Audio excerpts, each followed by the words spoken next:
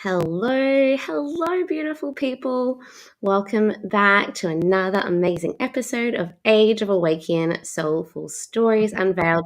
I'm your host, Marie, and this is the stunning Flea. How are you feeling, beautiful Flea? Oh, beautiful. I wanted to start singing straight away. I was like, Age of Awæcnian. We've got it. We need to record some type of a intro song because this is our theme, this Age of Awæcnian, where we are just stepping into the oneness that is. And I'm feeling really connected. I've loved the last 6 months and the way that everything is unfolding. Yes, it's been trying and challenging at times, but it's so exciting having this deeper level of faith and understanding and just allowing that to push you forward. And it's really cool, these synchronicities that get to unfold.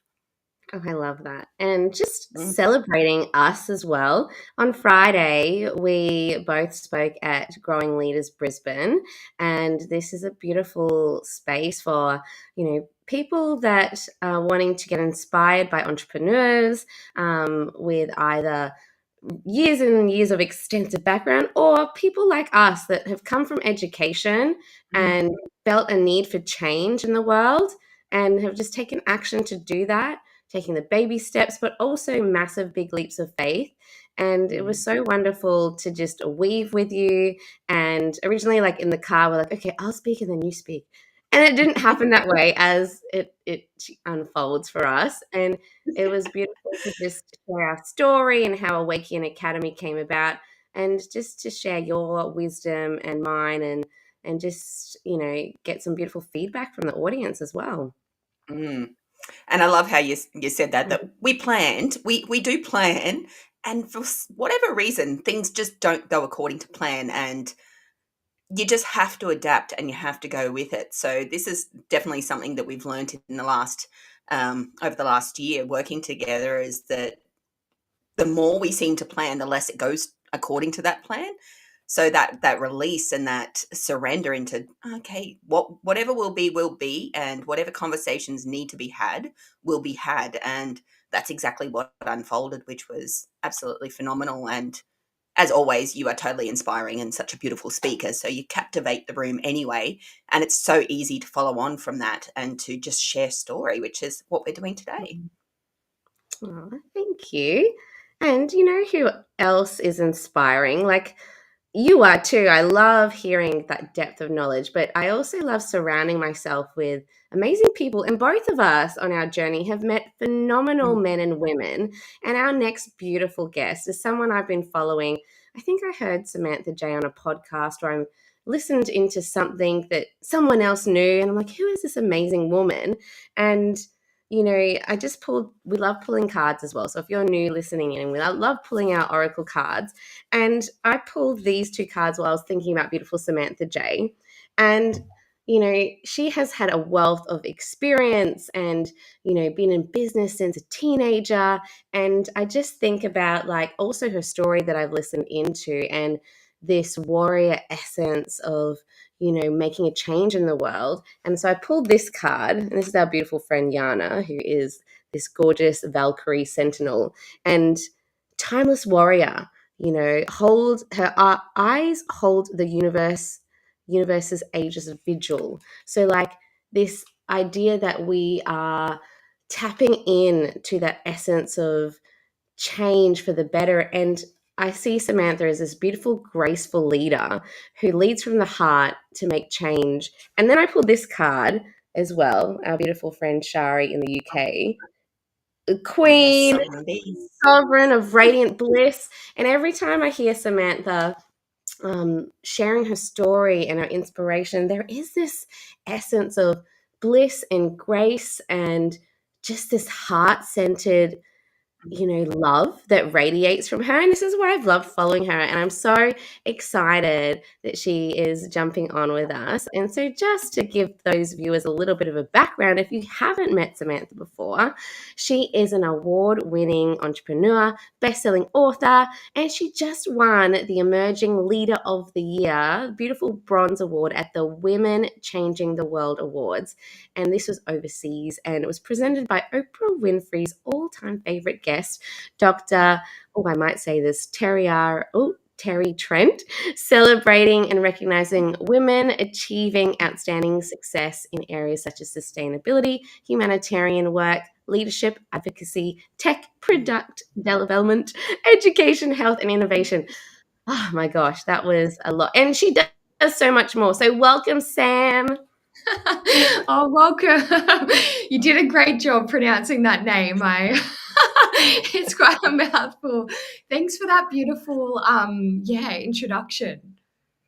It's so wonderful. And I've just seen you popping up, just being celebrated by amazing people, and it's so well deserved. And I know you have a big mission on your heart, and you work with entrepreneurs and leaders as well.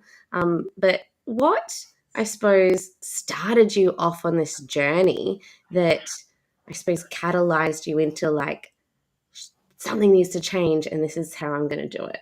It's a big question. It is. I love that question. I think it all started with, in the early years, I really struggled to know where I belonged in this world. I would often look at how other people were leading their lives, or the classic 9 to 5, and even how people would dress or what they were aspiring to. And it really conflicted with what I knew inside. Like, I really knew that, no, I want to make a difference. I feel like I'm here to create big change. So it was really this knowing that existed inside of me, looking to the external world and being like, I can't live that type of life. And I really suffered with a lot of mental health challenges in the beginning, because I obviously wanted to be approved. I wanted to fit in. I wanted to have friends. But when I was living in my small town, Wagga Wagga, I was like, there's no one here that is doing close to what I know inside. So it was only when I really started getting out of my environment, choosing mentors, choosing new people that were resonant with what I knew inside, that I, one, realized, shit, I'm not crazy. My happiness, my mental health challenges began to disappear. And then I started to take some action on that knowing. And I was like, oh shit, there's something in this. This is real. So that's really where it started. I love that you just said that, because like my daughter, well, both my daughters are the same. They've struggled with mental health and fitting into this world and this society. And I feel that this is something that we see so often, like especially with young people, both of us being educators in school. It's like this disconnect is so real, and it's such a challenge. And yeah, I'd love to hear more on like that part of your journey and that discovery of self and what you actually did to overcome, I guess, some of those challenges, because people will turn around and say you are going crazy and, you're giving up on your life and these expectations of society, which really is not giving up your life. It's driving it forward. Yeah, for sure. I think it really all started when I was about 13 to 14 years old. In the shamanic communities, they talk about that being your coming of age, where, normally women are going. I once went over to Peru and I learned from the Andean grandmothers. And so at that point, at 13 to 14 years old, you would be going and sitting in the red tent. You'd be, everybody sits in a circle and plats each other's hair, and you see that multi-generational wisdom from the grandmothers to the mothers to the sisters. And I think in that, you dissolve competition. You begin to recognize the sacredness of your body And when you see the sacredness of your body and your womb, you also honor your value as a woman. When I didn't have that, I thought, well, I was looking to the media. I was looking to my peers. I was looking to the playground. And what I learned is not that my body was sacred and not that I had value. I learned instead be the skinniest, be whatever the woman is on the front of the magazine covers. I learned get the male attention. You know, your body is an object that is used for pleasure and to gain like power and status. And so when I didn't have that, I didn't have any parental guidance at home. I didn't have a healthy relationship with my mum. My mum and dad were really successful. So at home, I didn't have that love and attention. So it made even getting it outside and being guided by the outside world even more significant. And so, because I didn't really feel validated in my authentic self and I was trying to figure that out, I went down the wrong path. You know, promiscuity, drugs, alcohol, it didn't feel good to be the intelligent Sam because that didn't win me accolades in the playground. So I just morphed myself, and that was the start of wearing mask by mask of who Sam needed to be to achieve that fitting in.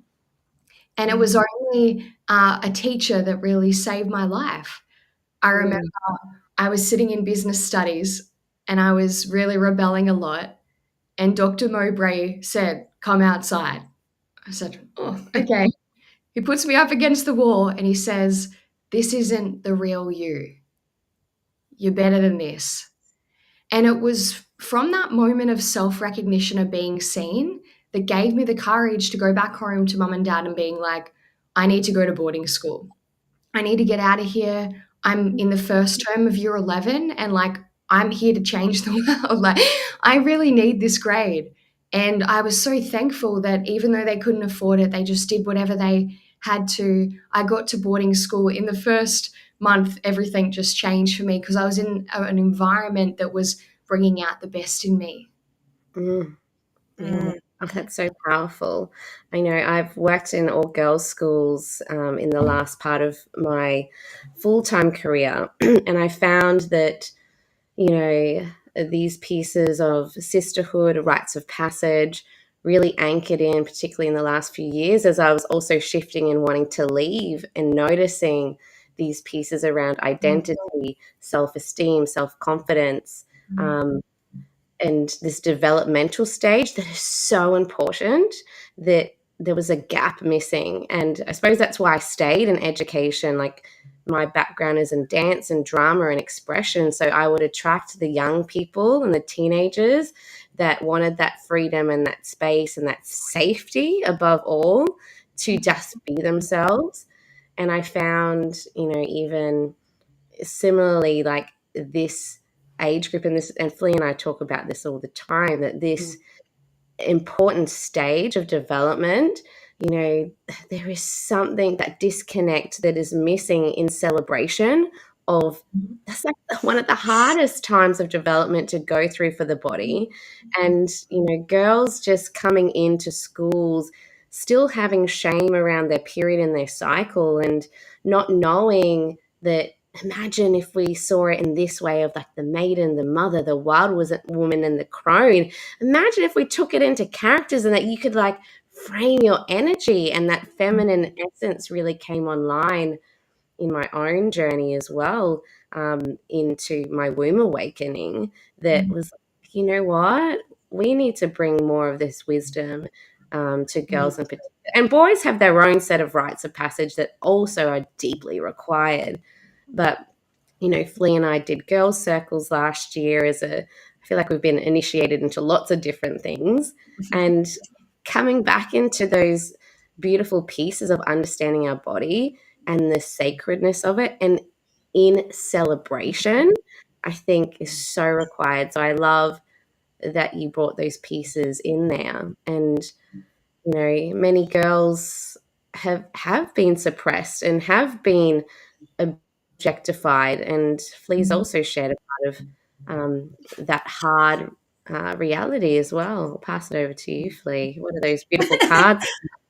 Yeah, the first one that came out was the suffering in silence, and I feel that we've already sort of tapped on that, like this idea and this reality that we have to fit into a society that actually doesn't celebrate us at all. It doesn't provide that safety and security to even jump into it. Like a lot of what you were saying around identity and like fitting into the molds, fitting into the boxes, and wearing those masks. Like I know myself, like I'm much older than you, and it was the same cycle. I Mhm. went through this continual process of, okay, I've just got to become this. Once I become this, then I'll be accepted, then I'll be recognized. And it's actually the complete opposite. It's when you shift all of that and you go, actually, I'm not going to suffer in this anymore. I'm not going to continue to put up these fronts of being the false me, because Mhm. it causes me to be sick. And nobody loves a person that's in there, doom and gloom and suffering with mental health. Like, it's really hard to be around people that are constantly depressed.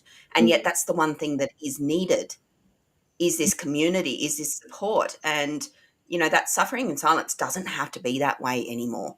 There are so many beautiful circles, women's groups, men's groups. Like, it's around the world now, it's so available. And this is the beauty of this day and age. Like, it's not something I had as a kid. So I had to go outside of like the area. I'd literally have to move towns to find, like you did with the boarding school, to find a new sense of community and safety within yourself to become who it is you need to become. Mhm. That's Yeah, it's something that definitely needs to change, and definitely open to any advice to guide the younger generation, because even as an older person, like my my wisdom, my knowledge can only take me so far. Whereas connecting with younger people, connecting with those that are going through this new age, this new change with technology, with devices, like that's another level of that separation of self. Like I experienced it without technology. And now, like, to only imagine what it's like for even like beautiful Aya, she's 8, Yeah. and you can see some of the games that they play where they're dissing one another. And it's like, this is a game. Like, you're literally having fun making fun of your friends, like picking on your friends' faults. And I don't care how much of a joke or a game it's meant to be. There's always some level of truth that that person will feel based on that judgment. And this is the games that our young people are playing. It blows my mind. It's like, wow, like, why aren't you celebrating your friends? Why are we calling them, you know, bitches, and left, like, the amount of kids that were calling their friends the negative terms? And I was like, but they're your friend, aren't they? Like, I'm confused. How do you know your friends from enemies if everyone's either a bitch or a C or a something other? In Australia, it's kind of toxic, but yeah, those names that we hear quite regularly here. I, yeah, I'm not sure. I don't understand that mentality of not supporting one another. Yeah, I definitely think one thing I observed in my childhood was that I think I did struggle to listen to my mum and dad, and I struggled to listen to what they had to say. Um, so I'm getting some back talk on my end. I don't know if you guys are. Okay, that's not good. Okay. So one thing I observed in my childhood is that my mum and dad could have been there to really advise me, to guide me, to lead me, but I just seemed to not listen. You know, I seem to be better at listening to my great auntie Jean, my grandparents, but there was something about it was just too close with mum and dad. And I think one of the things that we're missing in today's society is really the acknowledgement of our wisdom keepers. They're not in shamanic clothes, but they're just dressed in normal clothes. And I think that there's something really empowering about, as mum and dads, maybe to empower our grandparents to pass on that wisdom, to build that trust and rapport. I really dislike this idea that once a woman gets over this age, she starts to become invisible. I'm really about actually doing the complete opposite, because I think that that wisdom can be passed down into generations. So my dad would often, around the dinner table, he would ask our grandparents, like, tell them where we started, tell them the stories. And I really disliked when dad did that when I was growing up. But now as an adult, I'm like, my dad's my hero and my grandparents are my hero. And I value that. And I have even traveled the world to figure out where those wisdom keepers are. Because, for example, in Australia, you can't find them. I once sent an email to Aboriginal wisdom keepers and they just denied it and they were angry. And like, I don't know if it was just a once-off experience, but I had to go to Peru to sit with the auntie and grandmothers and learn from them. So I think, empower the grandparents to share their wisdom as well. Oh, it's so, so powerful. Like I think about my daughter Aya, who's this little redhead, myself, and my mother is Filipino. So this beautiful generational piece, like even though my mum and I butted heads growing up, they have a really beautiful relationship. I mean, they still butt heads, but it has been, beautiful to just witness her understanding the culture as well and the differences that I suppose I grew up with and the similarities of how my mum treats her. But also there's this new sense of love that I see blossoming that my parents give to her, which has softened my heart a lot more. But yeah, the pieces around the wisdom keepers, like I've been doing relief work in an Indigenous school locally, and something beautiful.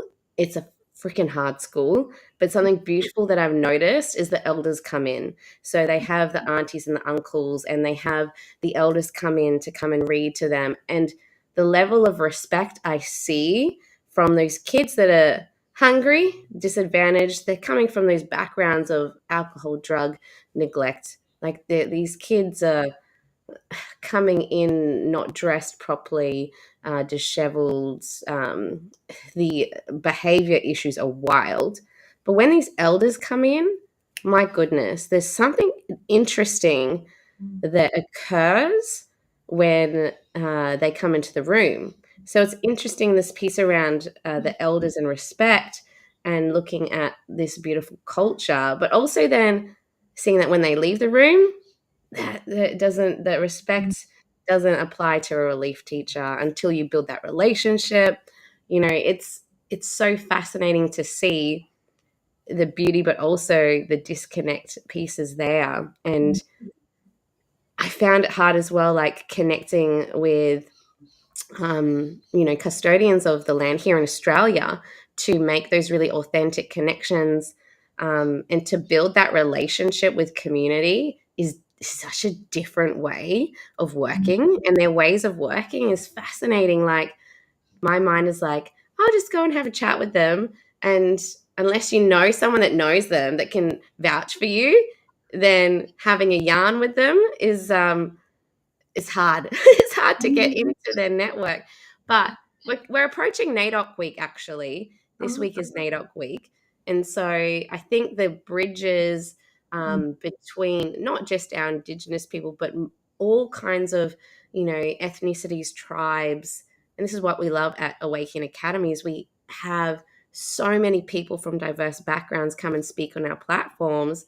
Like one of our friends is in Brazil and he's a shaman and a scientist, that supports us. But I suppose this is the diversity and inclusivity that we love to bring forward, don't we, Flea? Absolutely. And like you both like have really touched on that, the impact of having those elders and that support, like you with your own family, Samantha, and then like those elders. And like for me, like I'd love to resonate with that. Like my relationship with my grandparents was trying at best. We never had that relationship where it was in celebration of their experience. It was more, how do we get away? How do we not become them? And I feel that a lot of people, especially in Australia, like this is the relationship they have with their grandparents, not realizing that that separation that we're actually feeling is the wisdom we need to learn. And like for me, it's like sitting here now, like they both passed on, both my grandmother and great grandmother. And I was talking about this last night. I have a picture of 5 generations that were in one room. So my first daughter, me, my mum, my grandmother, and her mum was all in one room. And that's something that very rarely gets to actually happen. But the memory for me was that, why did my great grandma have to be in there? She was awful. She was hot, she was a nasty woman that just had not nice things to say ever to anyone. Very judgmental, even though she herself was pretty much exactly like me. So she started that concept of, you have to look a certain way. Men won't find you desirable if you're not like this. And those judgments were actually passed on from her. The realization I have now is that actually, in not listening to that, where I should have listened, I would have saved myself a whole lot of drama trying to be that. Where did that actually come from? Why do you believe that, grandma? Like, she was not a petite woman. Yet anytime I was in her vicinity, I was picked up as being someone that was chunky, fat, overweight. She had multitudes of comments to say about my physical appearance. And for me, like, as a young person, I went through the eating disorders and all of that. And when I finally went to her, like, I was proud of myself. I was down to like 50 kilos. I was wearing kids' clothes. I was that small, like I couldn't find anything to fit me. And her first comment to that was, "Oh, you look sick, go eat something."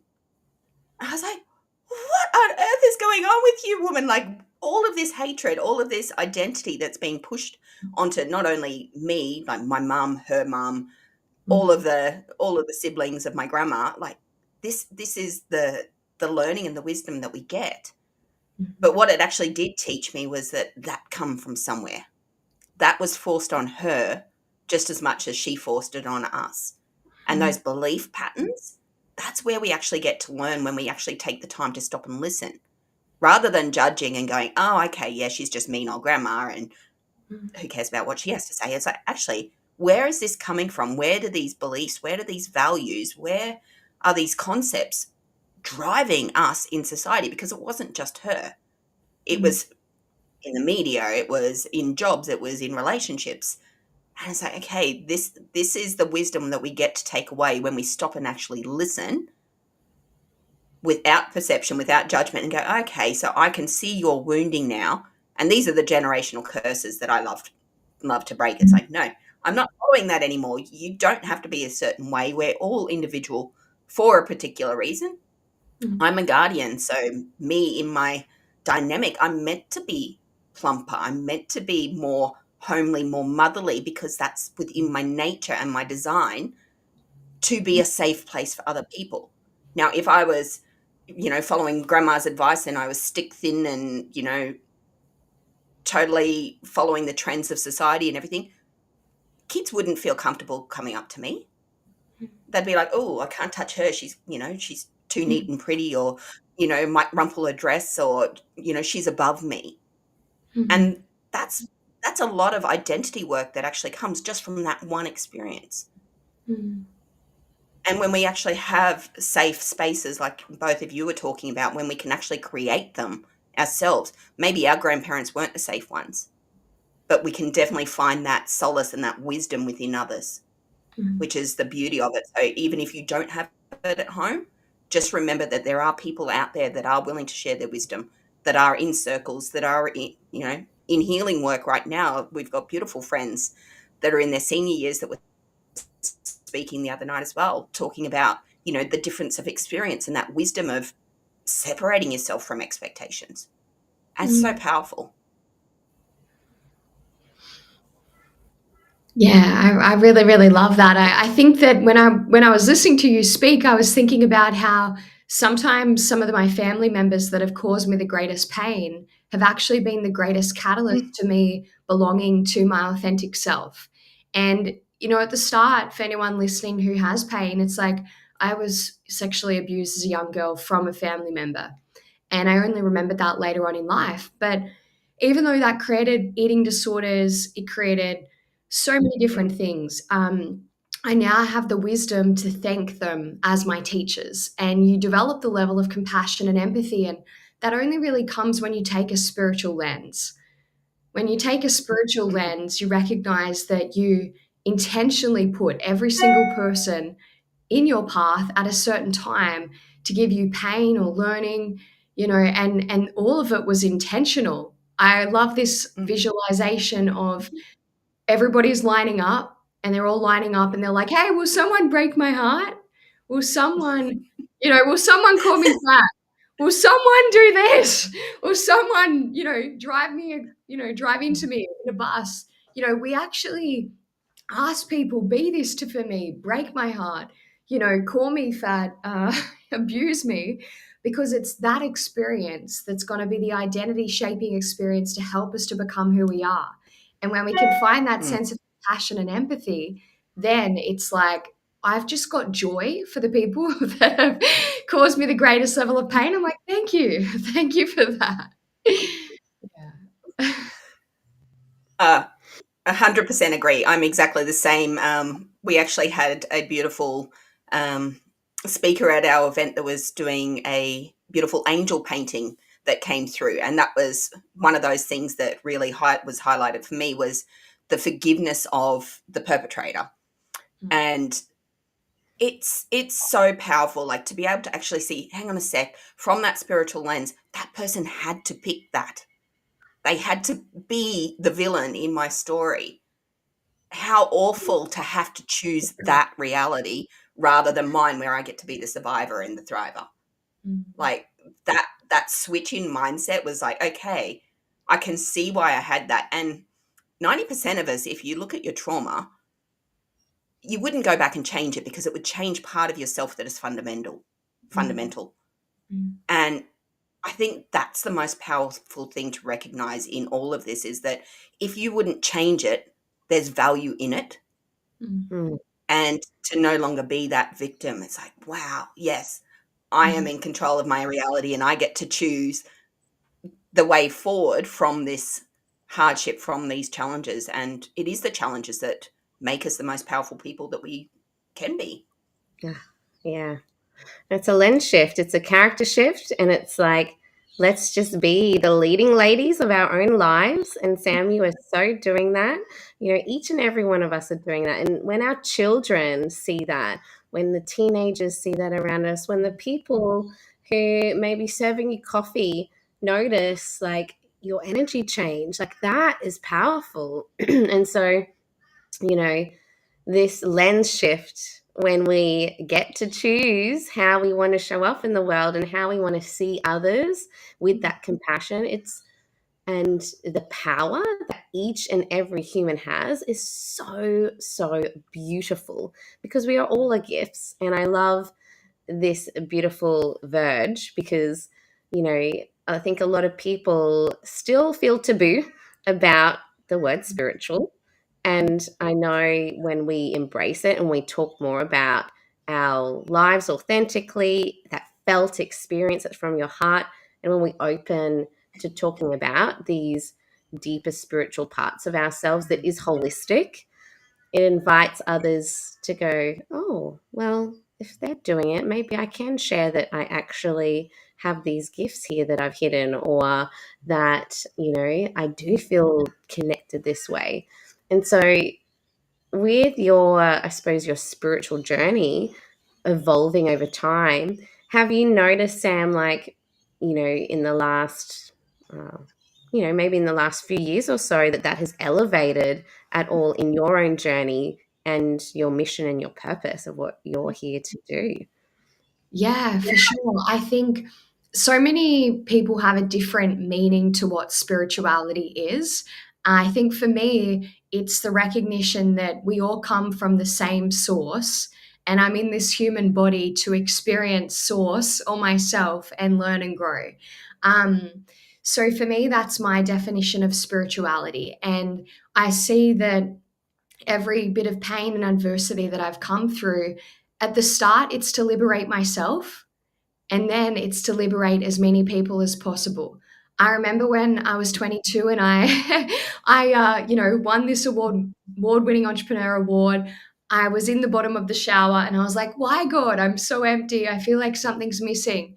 And I made a promise then. I said, "God, look, if you help me to get me out of this situation and you show me what true fulfillment is, And you help me to be free of this mental health suffering and this darkness and this trauma. Once you liberate me from it, I will not stop at how many people I will liberate. And so over the next 6 years, I began to understand what that spiritual, what it was to live a spiritual life. And I have a mantra now that describes that. It's when spirit calls, I answer. And when I call spirit, spirit answers. And to put that into a practical context for everyone, it's like listening to your heart, listening to your intuition, turning down the volume to that external voice and turning up the volume to your inner voice. And when I began to live my life in that way, it was like I had visions and I'm like, they're crazy. I can't do that. I sold everything. I traveled around the world. My mom and dad are farmers. I did things that inner voice, that spiritual connection told me to do, that I was like, this is crazy. I made investments with like no money in my bank account. But what I learned in that journey is I discovered my authentic self. I discovered that spirituality is real. Because once you listen to the nudge and then it turns out way better than you imagine, the longer that you do that, your trust in yourself and in that spiritual connection, it increases. And now what I've learned is, the laws of this universe, there's one law called the law of compensation. And that law of compensation describes that the more that you give value, the more that you'll be compensated. And so, the secrets of wealth building is actually about decide on a purpose way larger than yourself and be in service. The more value that you deliver the world, the more that will come around and it will reward you in wealth, and so I find that I still have mental health challenges. They may come up only when I'm focusing on me.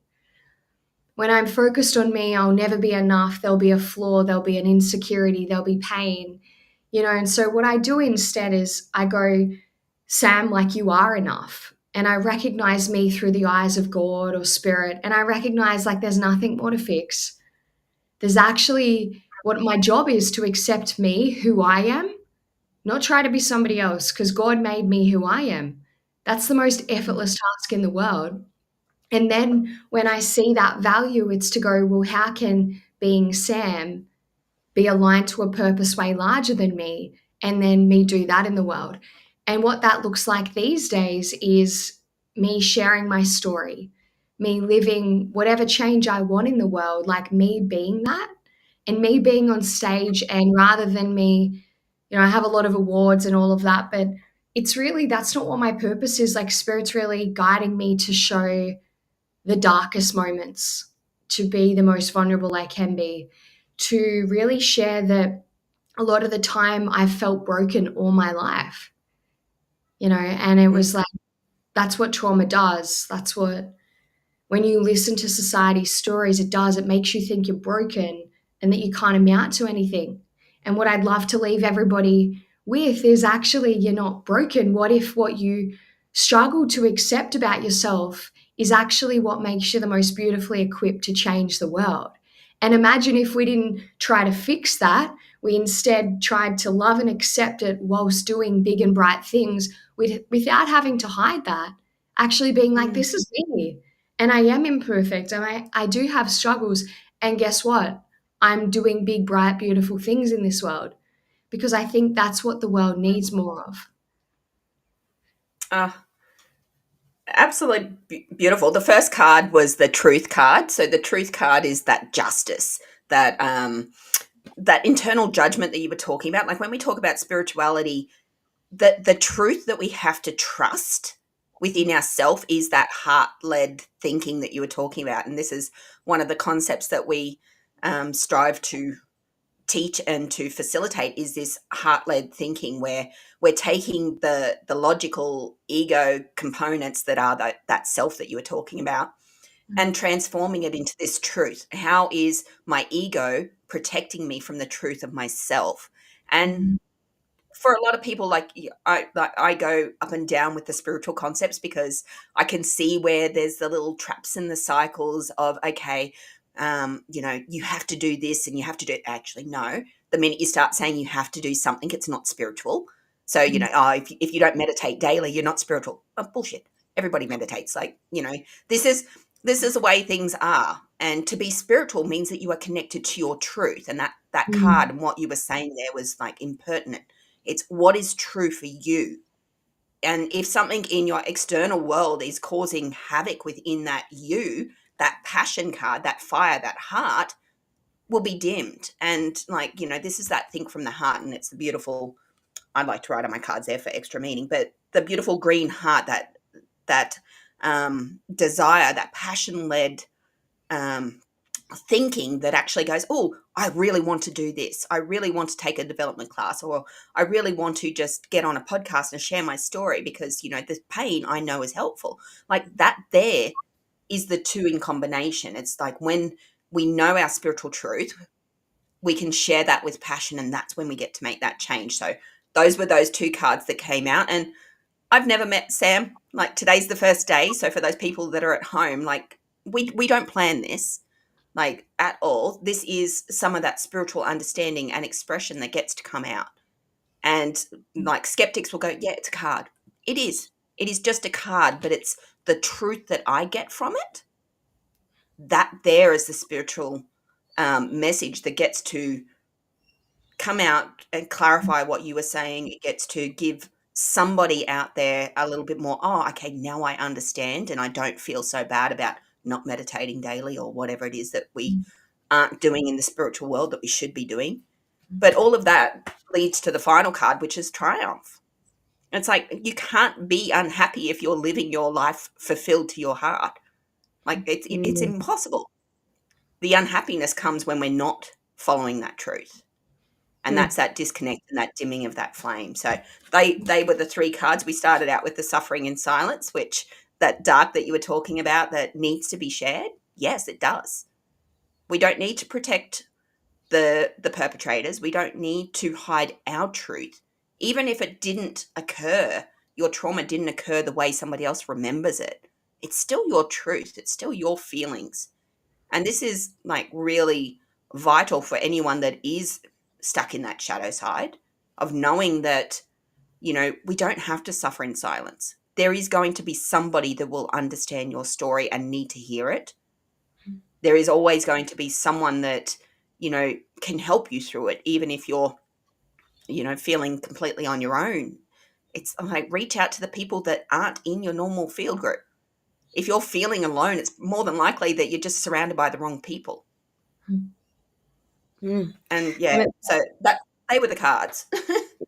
It's beautiful. And it's that courage, like, Sam asking to go to boarding school, flee you changing what you were doing. And for me, like saying last year, that's it, I'm resigning from full-time education, like taking those big leaps of faith to follow your truth and to follow the guidance from within here that sometimes you can't explain to others, and it will look illogical and chaos and like disaster, but there's this deeper knowing that you got to back yourself because God has you, the universe has your back, and that deep faith and that deep trust. Oh, it's an unveiling process that is enriching and easy, but also hard at the same time in those polarities. And, but that piece about the law of compensation, and we spoke about some of beautiful Brené Brown's principles of dare to lead the other night. And that point number one was like, be brave. Number two was like, serve the work. And like you said, Sam, like in those moments where it's like, shit, I don't know if I can do this anymore. It's like, how can you step outside yourself to serve the work and also honor what you're going through at the same time? But it's a interesting balancing act as well. What were you going to add there, I'd love Flea? to add something more to that. What would you have missed out on if you didn't follow your gut instinct and that desire for change? What would you have missed out on? So for those people that are like, okay, if I take the change, all of this negative might happen. Now that you've lived it, you made that choice, you did the thing. What would you have missed out on if you hadn't have done the thing or the things? Such a good question, because at 22 I had a really successful life. I really don't think I would be here, because it was a successful life. But when I look at the people who were where I was right now, they are depressed. They are, mentally, emotionally at the same level of development. They are not free and alive and joyful, and they're just not where they want to be. And, when I look at their lives, they're just unhappy. So I would have missed out on everything, like literally everything. And the reason I like to share this is because, for you both here right now, you'd have a idea, wouldn't you, of the highest vision of what your life could look like. And I did then Yeah. too. Like if I was only listening to my head, that higher vision, well, that would be my life right now. Maybe not even that. But since listening to my heart and the illogical, the crazy, the irrational, I've outgrown the highest vision of what I thought was possible for my life like 5 times now. So what if the highest vision you see of you is like there's 5 to 10 times better than that? That is possible for every single person here. But it takes getting out of your head and not looking. I don't listen to anyone at all now for their opinion of what's possible for me, because I no longer rely on external validation. For me, what's possible for me is just a really private thing between me and God. And I don't need anyone else's validation for that. When you create that spiritual connection and you just keep trusting, you keep listening, well, then that's when you're going to build that self trust, self integrity, and whatever vision you have for your life, there's an even bigger one for you out there right now. Mm, So that's powerful. so inspiring. Just to, We do- yeah. we do I'm have kind to of lost for words there, but yeah, it's like so much bigger. That expansion is change. just phenomenal. Like it wasn't what I expected, and how freeing Mm, to go, actually, I don't need to listen to anyone else for validation anymore. Like I mm, just get to be me and choose me, and like Bashar, the beautiful mentor that he is, and all of his teachings is exactly that. It's like we're just meant to live us to the fullest yeah. capacity of us. And most of that, like those developmental ages that we started talking about at the beginning, most of that is identifiable, um, like within the first 6 years of life. You can see within a child like where their heart and where their passions are Mm, by what they choose with that freedom. And as children, we're allowed to choose. We're allowed to, we can be the princess, we can be, the dragon, we can be the hero, whatever we want to be as children, we get to be until we hit that age of 8. And then it's like, oh, actually, no, now we've got to stop being childish and we have to jump into the logical sense and become human beings in today's society. Imagine if we get to continue that on. We get to actually teach our kids that no, that passion, that desire that you have, that is you. How can we expand that? mm, And like I had a lovely little boy in my kindy class. He was 3 and he liked to put the dresses on, but only the big spinny ones that were like tents, because he said that you could hide in them. And it's like, oh yeah, that's so cool. And it's so true. It's like, oh, imagine if he was making like cool camouflage stuff for like hunting, or, like documentaries or whatever, like, that area of interest could have been mm, honed in so much more. He also liked to cut hair. And it's like, well, how much further could you take that? Someone mm, sitting there pretending to cut hair.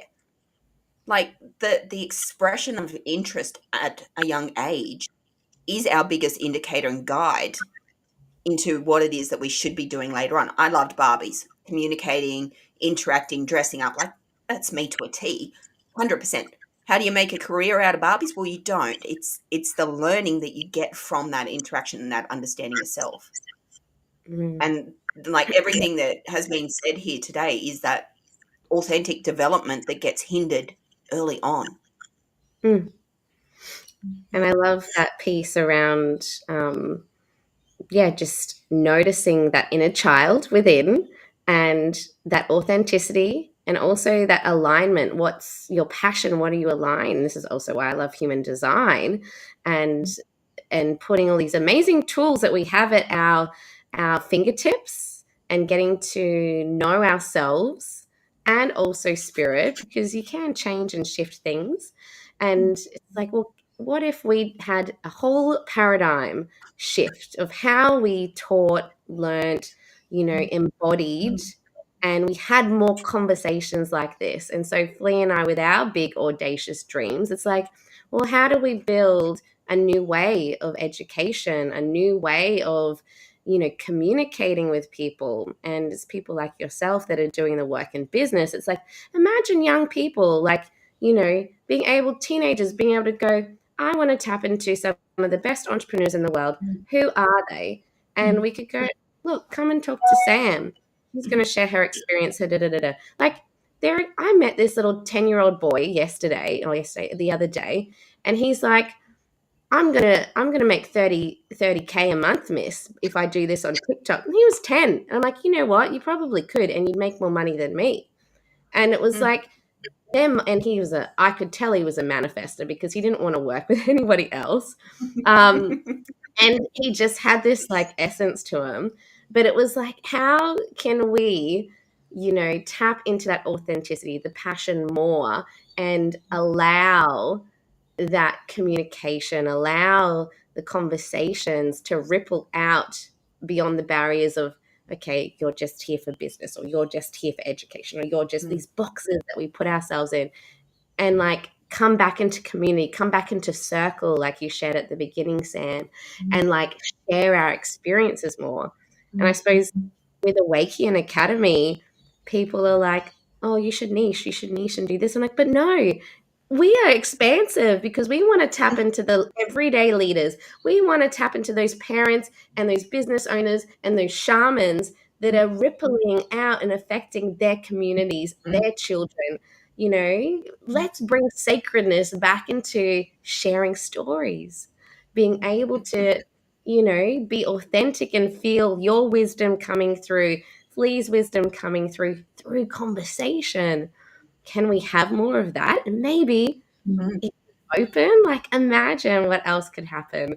So I love these pieces about the big dreams. And Sam, what are some of your big audacious dreams that you envisage for the next part of your journey? Oh, I love that question, and I love what you guys are creating. It's like I've definitely wanted to support people with exactly this. So any way I can support you guys, I'd love to know. My biggest vision right now is, I guess I'm wanting to partner. I'm wanting to partner with as many entrepreneurs as I can, who want to, I call it, have a buy one, give one promise. So the buy one, give one promise is I do believe that the millennial generation, we we are we either tend to be quite narcissistic or a bit me, or we kind of are getting lost in technology and, those external voices. And I think it does, to be honest, take a lot of security in yourself as a woman, I found, to not play into those narratives and to instead have a different value system. One metric of that would be just how many women are on OnlyFans. And so my biggest thing right now is to be the example as a leader of a different value system.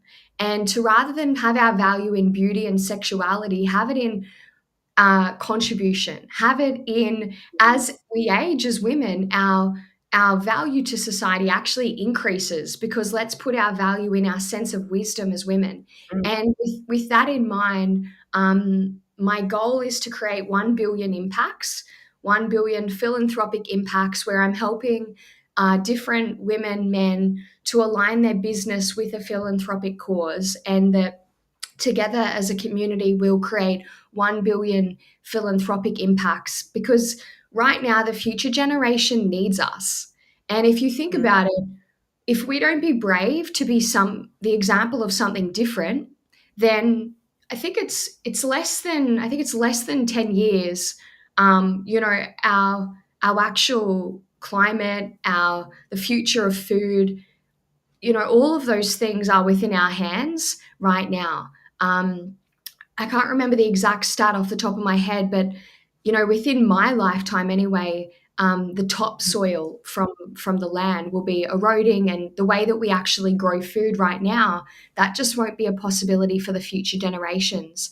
So that's really the bigger why behind why I want to create these 1 billion philanthropic causes, and having conversations like this, speaking about the taboo and empowering people that they can be part of the change. That's my biggest mission at the moment. That is phenomenal. And I say pretty much the same thing, but not so much for the younger generation. As an older person, I need that younger generation because I'm going to hit retirement and need care and all of those type of things in my future. And at this particular point in my journey, I'm sitting there going, that's not going to be possible because the next generation aren't wanting to follow these pathways of helping and healing. And this is that journey that we have created, which is our niche is humanity. Like technically, like we're here for humanity to make sure that we are all supported at whatever phase we are. And right, that could be me. We have 3 different decades. It was me. 3 different decades right now. Like 20s, 30s, and 40s. Like these levels of separation don't need to exist. Yeah, I love this vision. I love the shared visions. And I mean, we could talk to you for a whole other hour, Sam.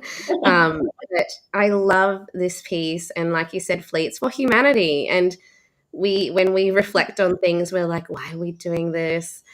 Serving the work. It's like, it's for the future.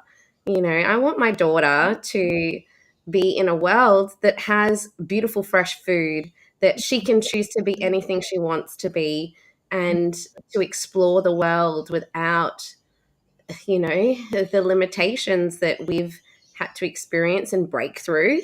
And it's like this piece about generational wealth that, I feel it could be a whole other conversation that I think we both feel aligned with as well. So yeah, it's been beautiful to get to know you more deeply, Sam. And if the listeners want to connect with you, how can they do that?